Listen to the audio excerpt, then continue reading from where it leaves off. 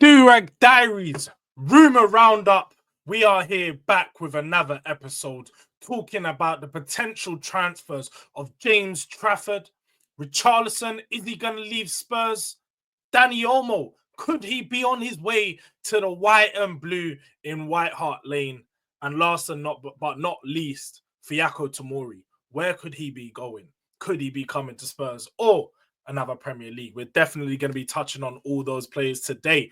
But before we check into that, make sure if you haven't already, subscribe to the channel Durag Diaries. We got content coming every single day of the week. So tap the notification bell to make sure you stay in tuned. And as you can see, we're on the road to 1K. We're not far off, so your love is much appreciated. Please tap the like button. It is, again, it helps the algorithm, it helps the channel grow, and it would help if you could just show some love. But yes, as you can see in the thumbnail, Spurs are going to be making moves this transfer window.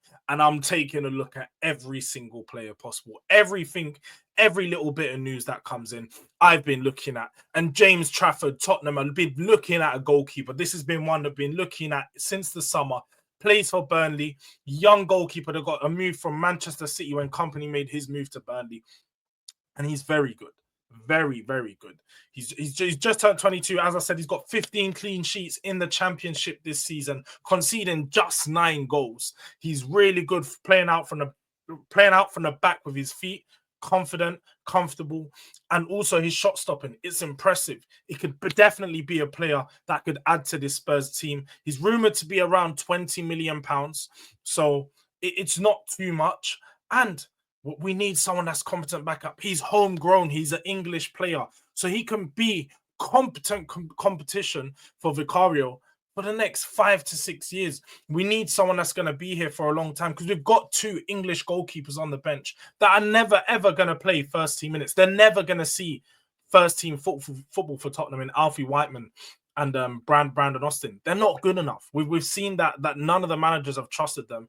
They're just part of the goalkeeper setup just to be around. So I don't know, man. I feel like this could definitely be a very good signing for Spurs if they want to go in for him. I do think that Burnley may not be too keen to sell him in January. They're trying to push for promotion and getting rid of one of your best players in knowing that Scott Parker didn't want to sell him in summer already.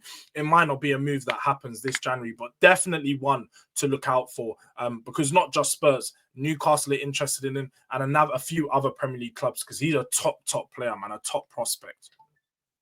Moving over to Italy and looking at a player who is currently out of favour. They have just got a new manager, AC Milan, is Sergio Conceição. Was it Paulo? Paulo Fonseca got sacked just last week. And they've got a new system, new manager coming in, so it could be a new lease of life for him. But he's only played 2 league games in the past 2 months. He's not played much football since Fonseca's been in.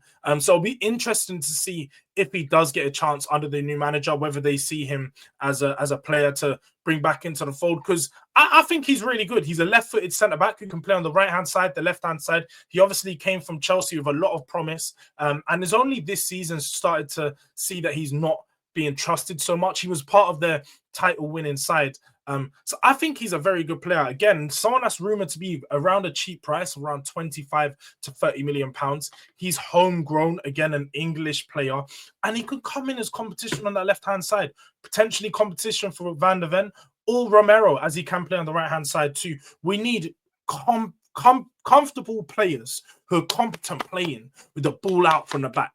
That's what we need. We just need more technical defenders. Dragusin's not that. Archie Gray's obviously not a centre-back.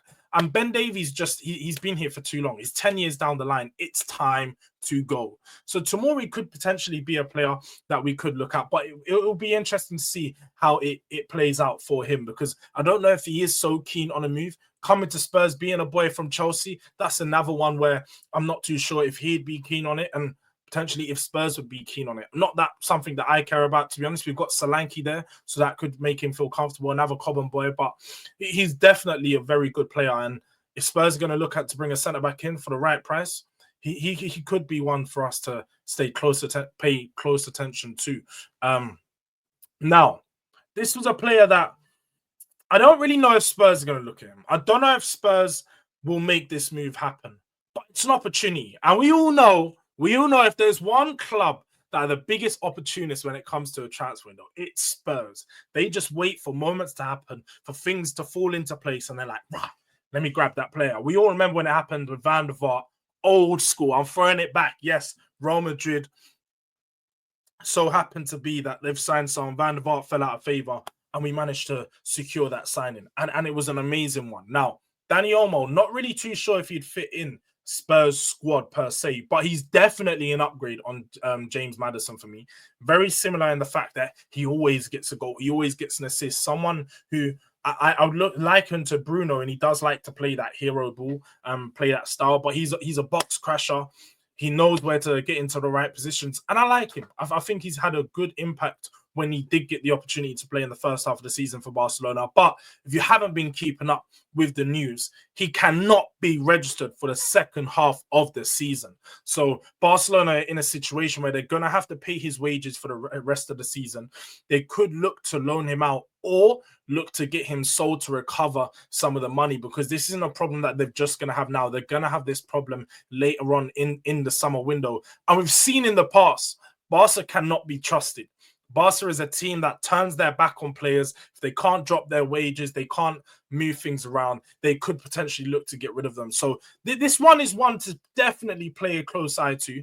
Keep your eye on this one. Dani Olmo could be on the move to the Premier League. Again, I'm not too sure if it's something that Tottenham is going to be able to be too interested in, but he's a player that, again, I would definitely keep my eye out for. Now, the last player I wanted to talk on is that man crying in the top corner, that man that hasn't played any football for us this season. He's had about one appearance, I believe.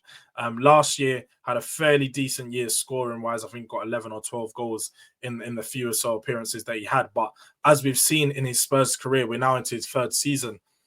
He's inconsistent with just being reliable to play. He's unreliable. He's always on the injury bench. When he does play, he runs around like a headless chicken, just chasing the ball. And he's just not been good enough for us. And I'm hearing that he doesn't want to leave. RICHARLISON, please, bro, if you have any type of respect for yourself and for this club, take the move. Take the chance to go to Saudi. Take the chance to go to, I don't know, I saw Brazil, Flamengo or Palmeiras, or one of those teams are looking at you. Take that opportunity, whether it's a loan 6 months or whether it's a sale. Take the opportunity to rebirth your career, because that Spurs is just not working out. I think the Premier League's too intense for him. And we've seen just the physicality. His body's breaking down on him. He's getting older as it is. We signed him for £60 million. And hey, I know some people tried to justify it at the time. I may have been one of them. But it's definitely not justified. Definitely one of the worst signings in Spurs history, considering how much money we spent on him. And we're going to have to recoup some of those fees ASAP.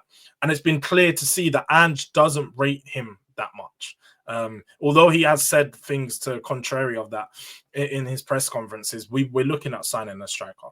We're looking at signing a winger. We're looking at signing a player that can replace his position ultimately in the squad. So RICHARLISON's definitely one where I'd keep an eye out to see if Spurs may try and force a move for him out. Bissouma as well. I think Bissouma's one of those players that Spurs may look to move on if we can bring in another central midfielder. But I know squad-wise we're not in a position to sell players. So it may be a chance that Spurs don't do any moves to push any players out or get rid of any. Per se. But thank you for tuning in, checking into another rumor roundup.